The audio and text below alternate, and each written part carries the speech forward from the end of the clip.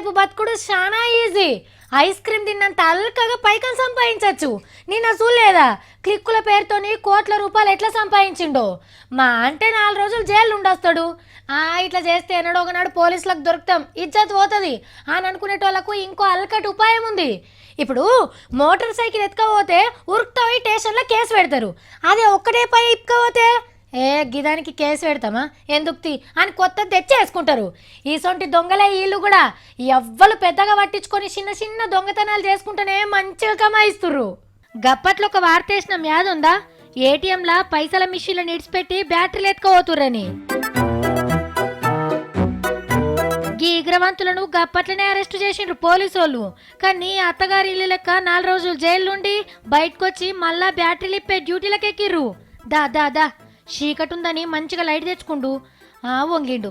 లైట్లు బంద్ అయినాయంటే పని సక్సెస్ అయిందన్నట్టే. చక్కగా రోడ్ మీద తేలిండు. బ్యాటరీలు ఆటోలు వేసుకొని సాప్సీ తెలిపోయినరు.